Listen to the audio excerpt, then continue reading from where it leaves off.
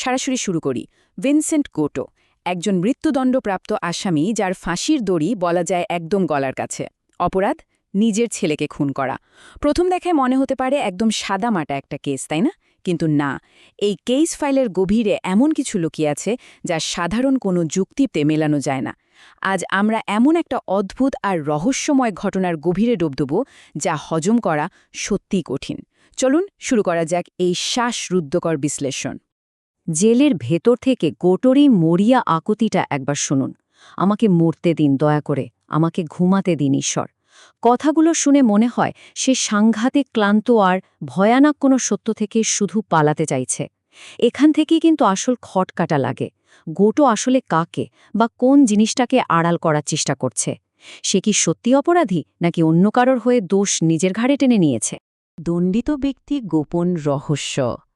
চলুন দেখি গোটোর defence attorney Jennifer Garrick ফাইলগুলো ঘাঁটতে গিয়ে ঠিক কী অসঙ্গতি খুঁজে পেলেন।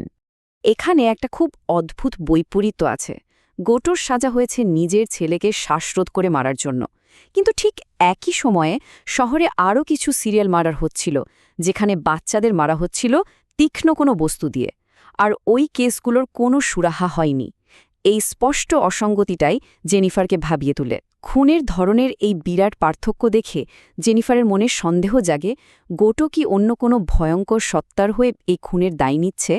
মডাস অপারেন্ডি মানে কাজের নির্দিষ্ট ধরন। সিরিয়াল কিলারদের সাধারণত একটা নির্দিষ্ট প্যাটার্ন থাকে, কিন্তু গোটোর ক্ষেত্রে এই হঠাৎ পরিবর্তন কেন? অন্য বাচ্চাদের ধারালো অস্ত্র দিয়ে মারা হলেও নিজে ছেলেকে কেন সে শ্বাসরোধ করল? জেনিফারের থিওরি হল ছেলের মৃত্যুটা হয়তো কোনো পরিকল্পিত খুন ছিল না, বরং আসল খুনিকে থামাতে গিয়ে গোটো হয়তো এক মুহূর্তের মরিয়া চেষ্টায় এ কাজটা করে ফেলেছিল। কাঠের প্রমাণের প্রবেশ। কারাগারের অন্ধকার সেল থেকে আমাদের এই কেস স্টাডি এবার সরাসরি চলে যাচ্ছে জেনিফারের বাড়িতে, কারণ সেখানে হাজির হয়েছে এক নতুন প্রমাণ। গোটোর নিজের হাতে খোদাই করা একটা কাঠের পিনোকিও পুতুল। আর এই পুতুলটার প্রবেশই পুরো ঘটনাকে এক নতুন আর ভয়াবহ দিকে মোড় নিতে সাহায্য করে। বিবেক বা কনসায়েন্স, যা আমাদের ঠিক ভুলের পার্থক্য বোঝায়। জেনিফারের ছোট মেয়ে জয়ী বাবা মায়ের ডিভোর্সের কারণে মানসিকভাবে বেশ ট্রমায় ছিল।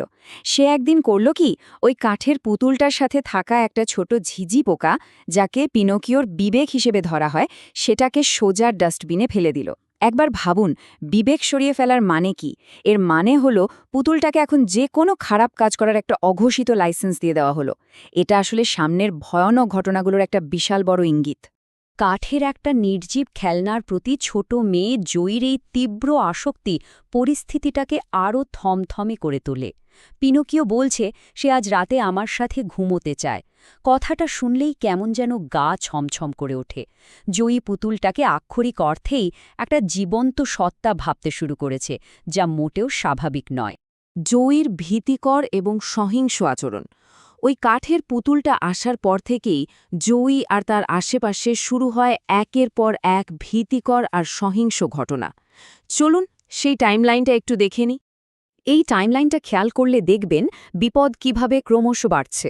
শুক্রবার বিকেলে জয়ীর এক সহপাঠী বেথ হঠাৎ করে স্কুলের বাসের নিচে পড়ে যায়। এরপর শুক্রবার রাতেই জেনিফারের বয়ফ্রেন্ড ডেভিড বেসমেন্টের সিঁড়ি থেকে পড়ে গিয়ে মারাত্মকভাবে আহত হয়, আর শনিবার রাতে হাসপাতালে রহস্যজনকভাবে মারা যায়। আশ্চর্যের বিষয় হল, প্রতিটা ঘটনার পর জয়ীর কাছে একটাই সন্দেহজনক ব্যাখ্যা ছিল, পিনোকিও নাকি শুধু তাকে রক্ষা করার চেষ্টা করছিল। আমি তোমাকে পিনোকিওর হাত থেকে বাঁচাচ্ছিলাম। কথাটা একটু তলিয়ে ভাবলে শিওরে উঠতে হয়। একদিকে বাস্তবের ভয়াবহ সব দুর্ঘটনা, অন্যদিকে একটা বাচ্চার মানসিক বিভ্রম। এই দুইয়ের মাঝখানের লাইনটা এখানে এসে একদম ঝাপসা হয়ে যায়। এটা কি আসলেই একটা বাচ্চার নিজেকে বাঁচানোর মরিয়া চেষ্টা, নাকি তার মনের ভেতরের কোনো অন্ধকার রূপের বহিঃপ্রকাশ? মনস্তত্ত্ব বনাম অতিপ্রাকৃত। আর ঠিক এখানেই আমাদের এই বিশ্লেষণের সবচেয়ে বড় বিতর্কের জায়গাটা তৈরি হয়। এই পুরো ঘটনাটা কি আসলেই কোনো অতিপ্রাকৃত বা অশুভ শক্তির খেলা, নাকি এটা তীব্র কোনো মানসিক ট্রমার চরম প্রকাশ? এই ছকটা দেখলে দুই পক্ষের যুক্তি একদম পরিষ্কার হয়ে যায়। একদিকে মনোরোগ বিশেষজ্ঞ ডক্টর এডওয়ার্ডস লজিক্যালি বলছেন যে ডিভোর্সের কারণে জয়ীর ভিতরে জমে থাকা ক্ষোভ আর ট্রমা থেকেই এই সহিংসতার জন্ম। অন্যদিকে মা জেনিফারের দৃঢ় বিশ্বাস ওই পুতুলটা নিজের ইচ্ছায় কাজ করছে এবং জয়ীকেই সবার থেকে আলাদা করতে চাইছে।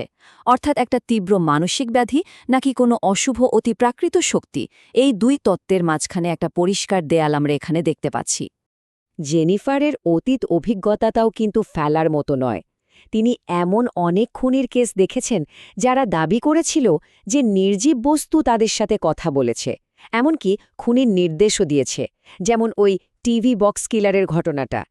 এই সমান্তরাল উদাহরণটা জেনিফারের অতিপ্রাকৃত তত্ত্বকে আরও বেশি জোরালো আর ভীতিকর করে তোলে।